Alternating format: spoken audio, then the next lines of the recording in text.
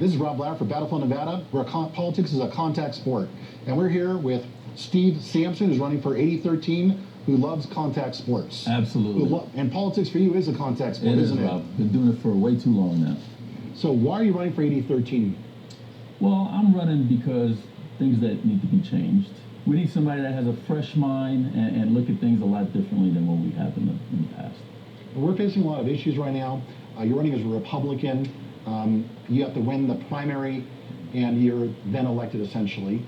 There's no Democrat in that race. Right. So, but the legislature is most likely projected to be a Democrat legislature, and they're going to be facing a lot of issues that if you're elected, you're going to have to deal with. For example, sanctuary cities. That's a big issue right now in the news. The president's taken that issue on. We've seen Sanctuary Joe, our sheriff, having to deal with that. What are you going to do about that if you're elected, sanctuary cities? No way. I don't believe in sanctuary cities. I came to this country when I was 5 years old. I came with a visa and a passport. And you did it the right way. I did it the right way, got naturalized. I joined the military. I served the country that opened their doors for me. And where were you born? I was born in Kingston, Jamaica. Wow. And I came here. And I love America, and I had to take a test, and I was naturalized, had to go through a background check, and all of that for me to have the American passport and become an American citizen. And you speak English pretty well. And I speak English. And why should we just have sanctuary cities for people that come here illegally? Why should we award people that come here illegally when we have our own problems? We have homeless veterans. We have overpopulated school system. We have high tax rate. We have a lot of corruption in politics. Why are we moving in that direction when we have our own problems here in the United States to address? So what do we do with the people? Do we give them driver's license so they can drive around? What do we do? I mean, what do we do? Another award by giving them driver's license? No, I don't think we should give them. I don't even think they should be on the road walking, much less being behind of a. So what do you think police should do when they pull over someone who's here illegally? Well, I think we should go to the proper procedures. I think we should call ICE and get the immigration involved and let them do whatever they do. So there was 10 murders by MS-13 gang members that was just reported about a week and a half ago. And they were all reported as being illegal aliens. Right. And obviously they were let into the country.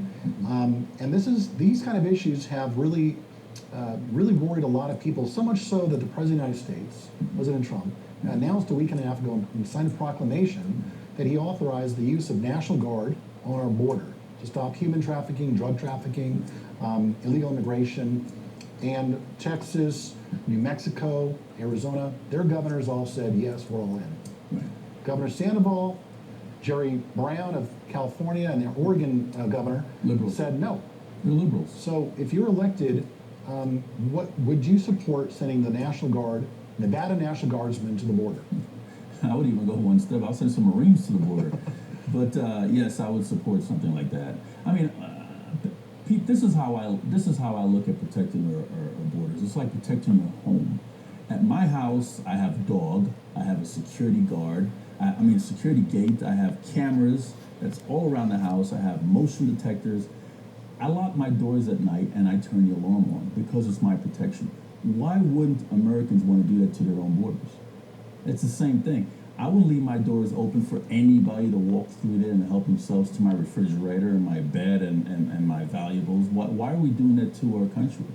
I just don't understand the way some of us think that we don't need to protect our borders. And when criminals come in here and we have problems with drugs and opioids and I mean, look what happened in 9/11. I mean, look what happened across the whole country. Look what happened in England. I mean, we need to protect our borders. So there are 200,000 estimated illegal aliens in the state of Nevada. 1 in 4 students in our public schools is a Hispanic and or an illegal alien. What do you do about the schools and the education? We were just recently declared 51st in the country. Nevada schools are dead last. What do we do?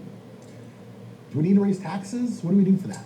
I think the problem is there's several problems. One, I think a lot of these schools that are low as far as academic achievement, I think that we're taking too much time trying to teach these children that come into schools the basic English language. I think English should be learned at home, and if it can't be learned at home, the parents need to be involved and get a tutor or someone to make sure that their children know English before they put them in our public schools. And I also think teacher salaries are huge as well, because we don't have we're not paying our teachers the amount of money that they should be paid to teach our future. I think we're top heavy. I think there should be a forensic audit in the Clark County School District to find out where waste is coming. I believe Kevin Child asked for one, and he was getting a bunch of slack for it.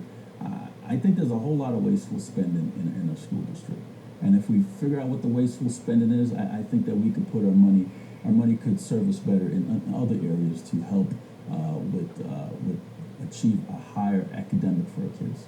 What about transgender bathroom policies in the schools of Clark County? Yeah, that's also another issue. You know what? If they want to do something like that, they should just have a family bathroom and just call it that. But you know what? I don't believe in transgender bathroom. I believe whatever you're born with, that's who you are. Well, you have a daughter. You have kids. Yes. Are you concerned about your daughter's safety? Absolutely. And I'll tell you this: if something would happen to my daughter, going through a transgender bathroom or whatever, I think that would really upset me. And it would upset any parent. What about school choice? Do you support school choice? I think if the school, we get 51 to, I believe these numbers are from 51 to $6,500 per year per student. And I think that if a parent wants to take those dollars and put them in a different school, whether it be homeschooled or private school, I think they should be able to do that. Why not? You know, why can't we do that? So 4 years ago, Governor Sandoval and the Republicans passed the largest tax increase in the state's history, Right. the commerce tax, $1.3 billion for education. Right. And they said at the time, we need to do this. We desperately need to invest in education. We are 49th. Now we're at 51st. Obviously, that didn't work out too well. No. Where's the money? Well, do you support the commerce tax? No. What would you do about it? What's your position on that? Well, just like I just said, where's the money? Where did the money go? That $1.3 billion is a lot of money, and I believe that we should have a forensic audit in our school system, find out where the wasteful spending is before we even do anything about raising taxes. But I, for one, signed the taxpayers' pledge, and that I'm not going to raise taxes on the veterans. So I'm not going to do it. You are well known in this community for your active role as a veteran. You've helped pass laws. You've dedicated your life to serving veterans, to serving your country. What else needs to be done in this state for veterans, and is that what's behind your run for office? Well, the laws I helped pass is the Veterans Court is for one.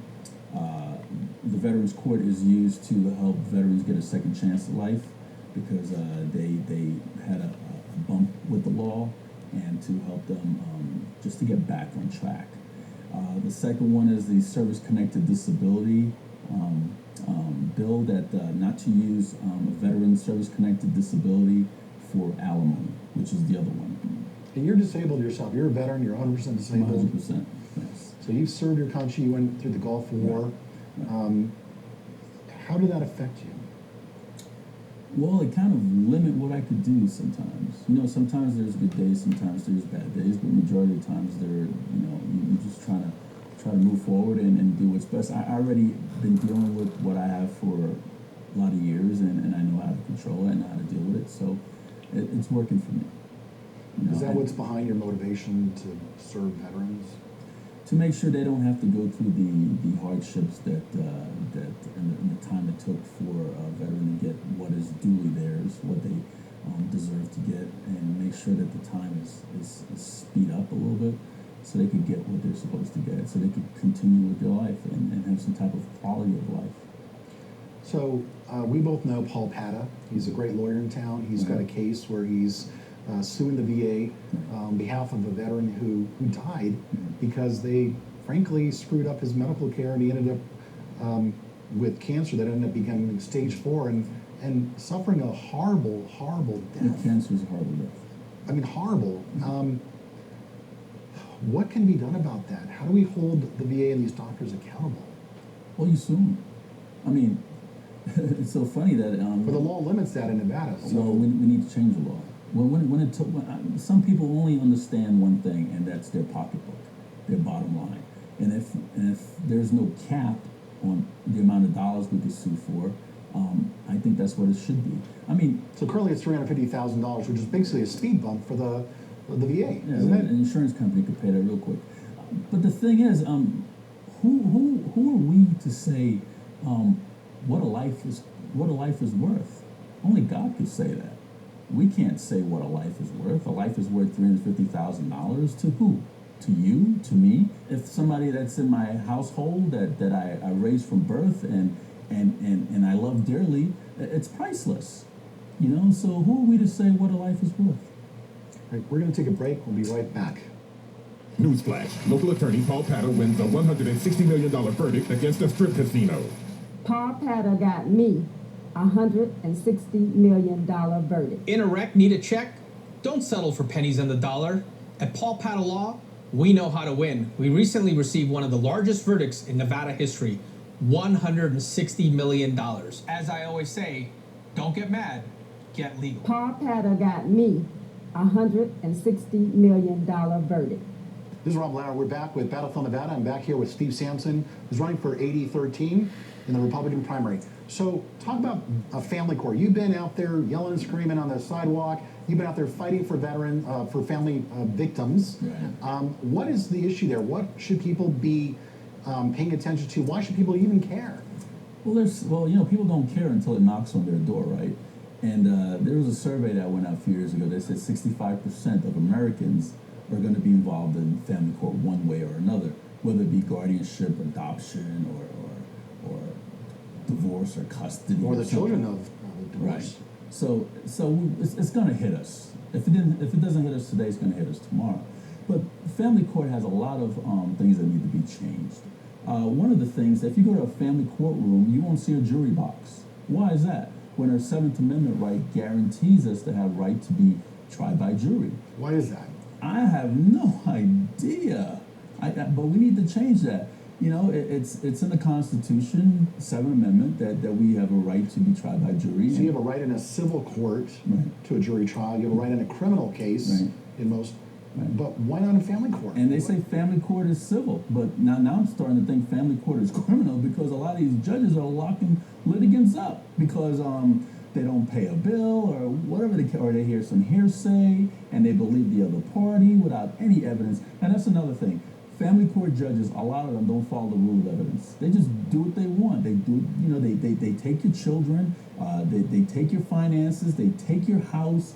I mean, they destroy you forever. I mean, sometimes you can't even bounce back from what a family court judge could do to you. Why should they have that much power? Why should they be God to you and your kids?